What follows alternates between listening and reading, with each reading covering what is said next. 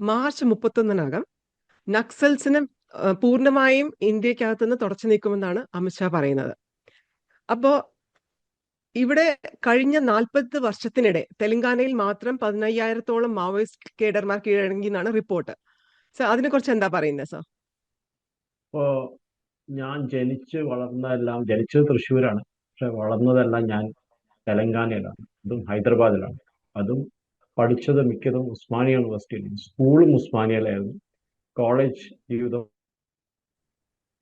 ഉസ്മാനിയ യൂണിവേഴ്സിറ്റിയാണ് ഈ നെക്സലിസം മൂവ്മെന്റ് ഒരു ബെഡ്റോക്ക് എന്ന് പറയും, ഒരു ഫൗണ്ടേഷനാണ്. എവിടുന്നാണ് മാക്സിമം നക്സലൈറ്റ് ലീഡർമാർ ഉണ്ടായിരുന്നത്? ഒന്നല്ലോ ഉസ്മാനിയ, അല്ലെങ്കിൽ കാക്കത്തിയ എന്നാണ്, വറങ്കലിലാണ് കാക്കത്തിയ യൂണിവേഴ്സിറ്റി. ഞാൻ പഠിച്ചിരുന്ന കാലത്തിൽ 80-ലൊക്കെ എവിടെ ഉണ്ടായിരുന്ന നക്സൽ മൂവ്മെന്റിന്റെ പീക്കായിരുന്നു ആ സമയം, തുടക്കം. ആ സമയത്ത് അവിടെ രണ്ട് സ്റ്റുഡന്റ് യൂണിയൻസ് ഉണ്ടായിരുന്നു, PDSU, progressive democratic students union, radical students union, RSU. ഇവരായിരുന്നു നക്സലൈറ്റ് മൂവ്മെന്റ് റിക്രൂട്ടിംഗ് ഏജൻസീസ്. ഇവര് എൻ്റെ വീട്ടിൽ നിന്ന്, ഇവിടുത്തെ എഞ്ചിനീയറിംഗ് കോളേജ് എൻ്റെ വീട്ടിൽ നിന്ന് ആകെ ഒരു 1/2 കിലോമീറ്റർ ഡിസ്റ്റൻസിലാണ്. അവിടെ നിന്നാണ് മാക്സിമം നക്സലൈറ്റ്സ് ഈ റിക്രൂട്ട് ചെയ്ത് ഇവർ കൊണ്ടുപോയത്, നക്സലൈറ്റ്സ് ആക്കിയത്, പഠിച്ചുകൊണ്ടിരിക്കുമ്പോൾ അല്ലെങ്കിൽ പഠിപ്പ് കഴിഞ്ഞിട്ട്. അതിന് കുറെ കാരണങ്ങൾ ഉണ്ടായിരുന്നു. അന്നത്തെ സാഹചര്യം വെച്ച് നോക്കുകയാണെങ്കിൽ കറക്റ്റ്. എപ്പോഴും എൻ്റെ അടുത്ത് ചോദിക്കാറുണ്ട് അവിടുത്തെ തെലുങ്ക് ന്യൂസ് ചാനലിലൊക്കെ, സുരേഷ്, നിങ്ങൾ കേരളത്തിൽ നിന്നാണ്, പക്ഷെ കേരളത്തിൽ നക്സലിസം ഇല്ലല്ലോ. അവിടെ first elected communist government EMS നമ്പൂതിരിപ്പാടിന്റെ ആണല്ലോ ലോകത്തെ ഏറ്റവും ഫസ്റ്റ് ഗവൺമെന്റ് എന്ന് പറയുന്നത്. പക്ഷെ അവിടെ നക്സലിസം എത്ര കാണാനില്ല. എന്താ അതിന്റെ കാരണം? അതേമാതിരി നക്സലിസം തുടങ്ങി തന്നെ നക്സൽബാറി എന്നാണ്, വില്ലേജിൽ നിന്നാണ്, ഒരു ഗ്രാമത്തിൽ നിന്നാണ്, വെസ്റ്റ് ബംഗാളിൽ. അവിടെയും ഇപ്പൊ നക്സലിസം ഇല്ലല്ലോ. പക്ഷെ എന്താണ് നക്സലിസം ജാർഖണ്ഡ്, തെലങ്കാന, ഛത്തീസ്ഗഡ്, മധ്യപ്രദേശ്, മഹാരാഷ്ട്ര, ഇങ്ങനത്തെ സംസ്ഥാനം, ഒഡീസ, ഇങ്ങനത്തെ സംസ്ഥാനങ്ങൾ വരാൻ കാരണം? അപ്പൊ അതിന്റെ ഒരു 2-3 കാരണങ്ങൾ. ഒന്ന്, ലാക്ക് ഓഫ് ഡെവലപ്മെന്റ്. നമ്മൾ കണ്ടിട്ടുണ്ട്, സുക്മ എന്ന് പറഞ്ഞ ഒരു നക്സലൈറ്റ് എഫക്റ്റഡ് ഒരു ഗ്രാമമുണ്ട്, ഒരു ഏരിയ ഉണ്ട് മധ്യപ്രദേശ്. അവിടെ ഇപ്പോഴാണ് ഛത്തീസ്ഗഡ്, മധ്യപ്രദേശിൽ, പണ്ടത്തെ മധ്യപ്രദേശ് പോലത്തെ ഛത്തീസ്ഗഡും മധ്യപ്രദേശിലും, അവിടെ 70 കൊല്ലം കഴിഞ്ഞിട്ട് ആദ്യമായിട്ട് ഒരു ബസ് കഴിഞ്ഞ ഒരു കൊല്ലം മുമ്പാണ് കടന്നത്. ആലോചിച്ചു, ഡെവലപ്മെന്റ് തന്നെ കണ്ടിട്ടില്ല. അത് അവർ നക്സലൈറ്റ്സിന്റെ കയ്യിലായിരുന്നു. അത് ഒരു കാലത്ത് 160 ഈ പറഞ്ഞ മാതിരി നക്സൽ എഫക്റ്റഡ് ഡിസ്ട്രിക്ട്സ് ഉണ്ടായിരുന്നു നമ്മുടെ LWE എന്ന് പറയാം, ലെഫ്റ്റ് വിങ് എക്സ്ട്രീമിസം ഉള്ള 160 എണ്ണം. ഇപ്പൊ അത് ചുരുങ്ങി 6 എണ്ണമായി മാറി. ഇതാണ് അതിന്റെ മെയിൻ കാര്യം, ഡെവലപ്മെന്റ് ഇല്ലാത്ത. ഇതിൽ കോൺഗ്രസിന്റെ ഗവൺമെന്റ് തന്നെയാണ് തെറ്റ് പറയേണ്ടത്. ബിക്കോസ് അവരാണ് ഇതിനെ പ്രോത്സാഹിപ്പിച്ചത്. നക്സലിസം വരാൻ ലാൻഡാണ് അതിന്റെ ഭൂമിയാണ് ഏറ്റവും വലുത്. അതാണ് കേരളത്തിലും വെസ്റ്റ് ബംഗാളിലും നക്സലിസം വരാണ്ടിരിക്കാനുള്ള കാരണം അവിടുത്തെ ലാൻഡ് റീഓർഗനൈസേഷൻ ആയിരുന്നു. അവിടുത്തെ ഗവൺമെന്റ് പാവപ്പെട്ടവർക്ക് പാട്ടത്ത് ഭൂമി കൊടുക്കുക, കൃഷിഭൂമി കൊടുക്കുക, അതൊക്കെ ഉണ്ടായ കാരണമാണ് നക്സലിസം അവിടെ അധികം പച്ച പിടിക്കാണ്ടിരുന്നത്. പക്ഷെ ഇവിടെ എങ്ങനെയല്ല. തെലങ്കാന ആയാലും, പണ്ടത്തെ ആന്ധ്രാപ്രദേശ് കമ്പൈൻഡ് തെലങ്കാന ആണെങ്കിലും, ഈ മധ്യപ്രദേശ്, ഛത്തീസ്ഗഡ് ഒക്കെ നോക്കുകയാണെങ്കിൽ, മഹാരാഷ്ട്രയുടെ ഗദ്രിച്ചോലി ഏരിയയിലൊക്കെ, അവിടെ വല്ലാത്തൊരു പോവർട്ടി ആയിരുന്നു. പാവപ്പെട്ടവരൊരു എന്താ പറയാ, അവർക്ക് വല്ലാത്തൊരു കണ്ടീഷൻ ആയിരുന്നു. ഒന്നുമില്ല അവർക്ക് തിന്നാൻ. മോൾക്ക് ഇപ്പോഴൊക്കെയല്ല റേഷനൊക്കെ വന്നു തുടങ്ങി, പണ്ട് അതും ഉണ്ടായിരുന്നില്ല. അപ്പൊ അത് ഐഡൽ റിക്രൂട്ട്മെന്റ് ഗ്രൗണ്ടായിട്ട് മാറി നക്സലിസം. ഈ നക്സലിസത്തിന്റെ നേതാക്കന്മാർ പണ്ട് നക്സലിസം 2000 സംതിങ്ങിലാണ് ഇത് ഒരു ഗ്രൂപ്പായി മാറിയത്, അല്ലെങ്കിൽ ഒരു രണ്ട് ഗ്രൂപ്പായിരുന്നു. അന്ന് കൊണ്ടപ്പള്ളി സീതാറാമയുടെ പീപ്പിൾസ് വാർ ഗ്രൂപ്പ് ഉണ്ടായിരുന്നു, പിന്നെ CPM മാവോയിസ്റ്റ്, അങ്ങനെ വേറൊരു ഗ്രൂപ്പ് ഉണ്ട്. അങ്ങനെ 2-3 ഗ്രൂപ്പുകൾ ഉണ്ടായിട്ടാണ് അവസാനം അത് CPI മാവോയിസ്റ്റായി മാറിയത്. പക്ഷെ നമ്മൾ കാണുന്നത് ഇവരെ ഫിലോസഫി എന്തായിരുന്നു? ഞങ്ങൾ പാവപ്പെട്ടവർക്ക് വേണ്ടിയിട്ടാണ് ഞങ്ങളുടെ ഈ ഉദ്യമം. പക്ഷെ ഇവര് 76 CRPF ജവാന്മാരെ കൊന്നപ്പൊന്നും അതിൽ പാവപ്പെട്ടവർ എത്രയോ പേരുണ്ടാവില്ല ആ ജവാന്മാർ. അവരെന്ത് തെറ്റ്? അപ്പൊ ഇതിൽ നോക്കുകയാണെങ്കിൽ നമ്മൾ ഇതിൽ കംപ്ലീറ്റ് ലീഡർഷിപ്പ്, ഈ നക്സൽ ലീഡർഷിപ്പ് കുറെ കാലമായിട്ട് തെലങ്കാനയിൽ നിന്ന് വന്ന ലീഡർമാരുടെ കയ്യിലായിരുന്നു കുറെ കാലമായിട്ട്.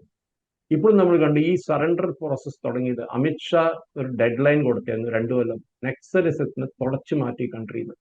അതൊരു ഡെഡ് ലൈൻ കൊടുത്തു, മാർച്ച് 31 2026. അമിത്ഷാ ചെയ്തത് എന്താണ്? നല്ലൊരു യങ് ആയിട്ടുള്ള കുറെ IPS ഓഫീസർമാരെ ഇതിനു വേണ്ടിയിട്ട് നോമിനേറ്റ് ചെയ്തു. ഡയറക്റ്റ് ഒരു കൺട്രോൾ റൂം ഡൽഹിയിൽ വെച്ചിട്ട് ഡയറക്റ്റ് ആയിട്ട് അവിടുന്ന് CRPF ആവട്ടെ, അവരെ കമാൻഡോ ഫോഴ്സ് ആവട്ടെ, കോബ്ര ബറ്റാലിയനും മറ്റേതൊക്കെ ഉണ്ട്. ആന്ധ്രാപ്രദേശ്, തെലങ്കാനയിൽ ഗ്രേ ഹൗണ്ട്സ് എന്ന് പറയും. വളരെ ഹൈലി ട്രെയിൻ, നമ്മുടെ നാട്ടിൽ ഐ തിങ്ക് തണ്ടർ ബോൾട്സ് എന്താണ് അവരുടെ പേര് അതെ കേരളത്തിൽ. അതെ, തണ്ടർബോൾട്സ് അങ്ങനെ police. Highly trained and motivated ആയിട്ടുള്ള ഒരു കമാൻഡോ ഫോഴ്സിനെ റേസ് ചെയ്തിട്ടാണ് ഇവര് നക്സലൈറ്റ് മൂവ്മെന്റ് ശരിക്കും തുടച്ചു മാറ്റിയത് അവർ.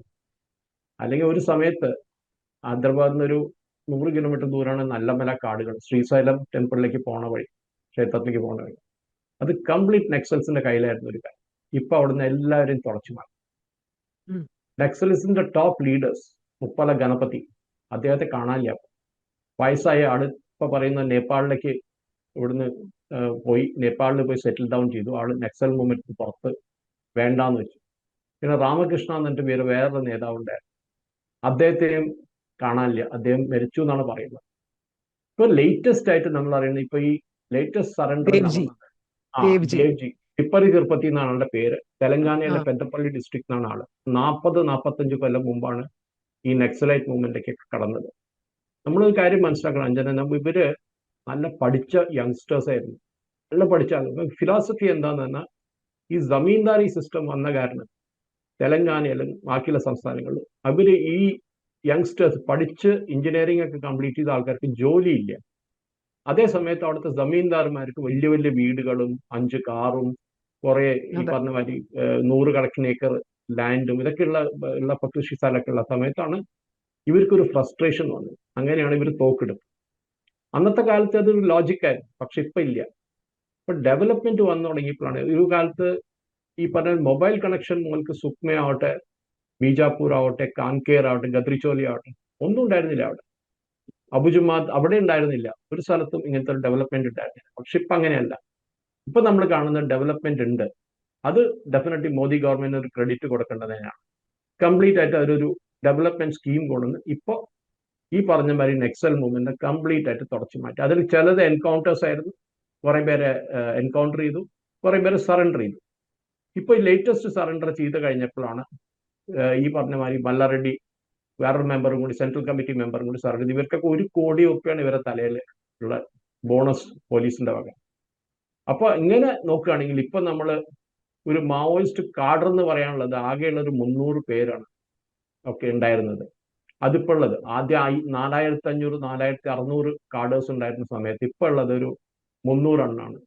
അതും 10-12 ബാച്ച്, ഓരോ ബാച്ച് ആയിട്ടാണ് വർക്ക് ചെയ്യുന്നത്. അവർക്ക് ഇപ്പോൾ അധികം ദിവസം അവർ പിടിച്ചെടുക്കാൻ പറ്റില്ല.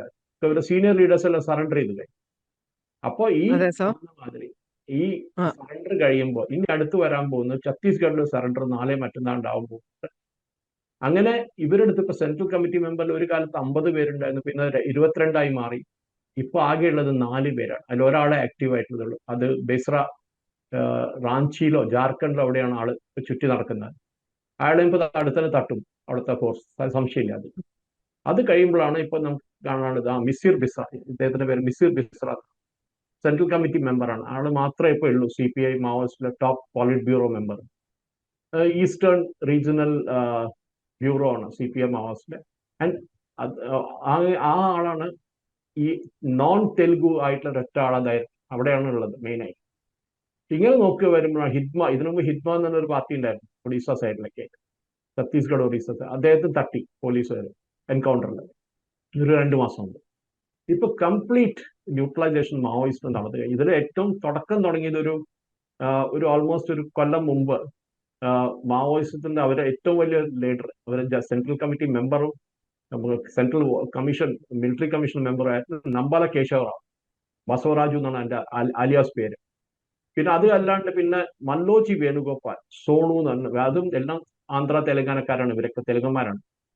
ആ ലീഡർ അവർ സറണ്ടർ ചെയ്ത സമയത്താണ് ഈ മല്ലോജി വേണുഗോപാൽ സറണ്ടർ ചെയ്ത അന്നാണ് അയാളൊരു തോട്ട് ലീഡർ ആയിരുന്നു, എന്താ പറയുക, സ്ട്രാറ്റജിസ്റ്റ് ആയിരുന്നു. ആ സ്ട്രാറ്റജിസ്റ്റ് മാറിക്കഴിഞ്ഞപ്പോഴാണ് ഇവർക്കൊരു വല്ലാത്ത വലിയ അടിയായി. അവിടുന്ന് ഇങ്ങനെ ഓരോരുത്തരായിട്ട് സറണ്ടർ ചെയ്ത് വന്നു. ഇപ്പൊ നക്സൽ മൂവ്മെന്റ് ആന്ധ്രയിൽ ഒട്ടുമില്ല, തെലങ്കാനയിലും ഇല്ല, ഛത്തീസ്ഗഡില് ഒരു 1-2 ഏരിയയിൽ മാത്രമേ ഉള്ളൂ. ഗദ്രിച്ചോലി കംപ്ലീറ്റ് ആയിട്ട് ഫഡ്നവിസ് വൈപ്പ് ഔട്ട് ചെയ്തു. അവിടുന്ന് 600 പേര് വരെ സറണ്ടർ ചെയ്തു ഗദ്രിച്ചോലിയിൽ ലാസ്റ്റ് ഒരു 6 മാസത്തിനുള്ളിൽ. അവിടെയും ഈ പറഞ്ഞ മാതിരി മുഖ്യമന്ത്രി തന്നെ പോയി കുറെ സ്കീംസിന് ഫൗണ്ടേഷൻ സ്റ്റോൺ ഇട്ടു. ഇതൊക്കെ നമുക്ക് ആലോചിക്കാൻ പറ്റില്ല, ഊഹിക്കാൻ നമുക്ക് പറ്റില്ല. ഒരു രണ്ടു കൊല്ലം മുമ്പ് അങ്ങോട്ട് കടക്കാൻ പറ്റില്ല ഒരു സെൻട്രൽ ഗവൺമെന്റ്. നമുക്കറിയാം ഇതേ നെക്സൽസ് ആണ് കോൺഗ്രസിന്റെ കംപ്ലീറ്റ് ടോപ്പ് ലീഡർഷിപ്പ് മധ്യപ്രദേശിൽ തട്ടിക്കളഞ്ഞത് ഒരു ആംബുഷിൽ. വിദ്യാചരൺ ശുക്ലയും ബാക്കി അവരുടെ സീനിയർ ലീഡേഴ്സിനെയൊക്കെ കൊന്നത്, പണ്ടത്തെ മുഖ്യമന്ത്രിയൊക്കെ. അങ്ങനത്തെ ഒരു മൂവ്മെന്റ് ആയിരുന്നു ഇത്. ഇപ്പൊ അമിത്ഷാ പറഞ്ഞ മാതിരി ഈ അർബൻ നെക്സൽസ് ആവട്ടെ, മറ്റേ നെക്സൽ മൂവ്മെന്റ് ആവട്ടെ, ബിപിൻ റാവത്ത് പണ്ട് പറഞ്ഞ മാതിരി 2.5 front war, China, Pakistan and Naxals. ആ നെക്സൽ മൂവ്മെന്റ് ഇപ്പൊ കംപ്ലീറ്റ് ആയിട്ട് അടച്ച് അവരെ കടപൂട്ടി. ഇനി അവരുണ്ടാവാൻ പോകുന്നില്ല, അതിൽ സംശയമില്ല. ബിക്കോസ് ഇനി എവിടുന്ന് മുമ്പിലേക്ക് പോകുമ്പോൾ നമ്മൾ കാണേണ്ടത് വേറൊരു കാര്യമാണ്. ഈ സറണ്ടർ ചെയ്ത ആൾക്കാർക്ക് അവര് തിരിച്ച് ഈ മൂവ്മെന്റിലേക്ക് പോകാൻ പാടില്ല. അതാണ് അതിന്റെ ഏറ്റവും പണ്ട് നമ്മൾ ആർട്ട് ഓഫ് വാറിൽ സെൻസു എഴുതിയിരുന്ന ഒരു കാര്യം നമ്മൾ ഗാസയിൽ കണ്ടിട്ടുണ്ട്. ഇവരൊരു ബ്രേക്ക് എടുക്കുമ്പോഴാണ് ഇവരത് റീഗ്രൂപ്പ് ചെയ്യുക. അത് ചെയ്യാൻ സമ്മതിക്കാൻ പാടില്ല പോലീസുകാർ. അത് സമ്മതിക്കൂല കേട്ടോ അവരെ. ഇവരെ പിന്നെയും ഈ നക്സൽ മൂവ്മെന്റ് തിരിച്ചു തുടങ്ങാനുള്ള ഒരു പരിപാടിക്കും ഇവരെ പ്രോത്സാഹിപ്പിക്കില്ല, ഇവരെ സമ്മതിച്ചു കൊടുക്കില്ല.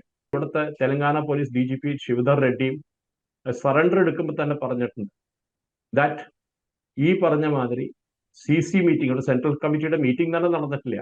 ഒരു ജനറൽ സെക്രട്ടറി ഇനി എലക്ട് ആയിട്ടില്ല. ഈ മാവോയിസ്റ്റിന് ആരും ഇല്ല ഇനി എലക്ട് ആവാൻ. ആരുടെ പേര് പറഞ്ഞാൽ നെക്സ്റ്റ് ഡേ ആണ് തട്ടും പോലീസുകാർ. ഇതാണ് പരിപാടി. നമ്മുടെ ഇസ്രായേലിൽ ചെയ്യണമാതിരി തന്നെ ഗാസയിൽ. ഇതേ പ്രോബ്ലം ആണ് ഇപ്പൊ നടക്കുന്ന നക്സലൈറ്റ് മൂവ്മെന്റിന്റെ ടോപ്പ് ലീഡർഷിപ്പ് കംപ്ലീറ്റ് ആയിട്ട് തുടച്ചു മാറ്റി. ഇനി ഇവിടുന്ന് ഒരു എൻഡ് ഗെയിം ആണ് നടക്കാൻ പോകുന്നത്.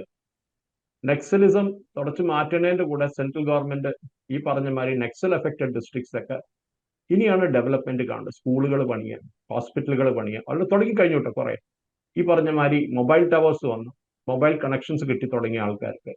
അവിടെ ചെറിയ ചെറിയ ഈ സ്മോൾ സ്കെയിൽ ഇൻഡസ്ട്രീസ് തുടങ്ങി ഫോറസ്റ്റ് ഏരിയയിലൊക്കെ.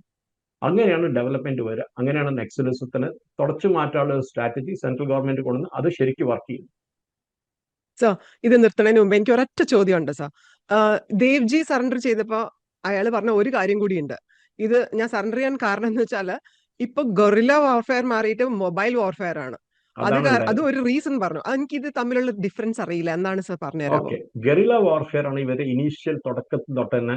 അത് നമ്മള് മാവുവിന്റെ കാലത്ത് അല്ലെങ്കിൽ ഷേഗോവറയുടെ കാലത്തോ അങ്ങനെ വല്ലതും നോക്കുമ്പോൾ അന്നത്തെ ബൊളീവിയൻ ജംഗിളിൽ ഫൈറ്റ് ചെയ്ത അല്ലെങ്കിൽ പോൾ പോട്ടിന്റെ മറ്റേ കംബോഡിയയിൽ വിയറ്റ്നാമിൽ ഫൈറ്റ് ചെയ്ത അമേരിക്കൻ ആർമിയുടെ നേരെ നടത്തിയ യുദ്ധമൊക്കെ നോക്കുകയാണെങ്കിൽ അതൊരു ഗറില്ല വാർഫെയർ ആയിരുന്നു.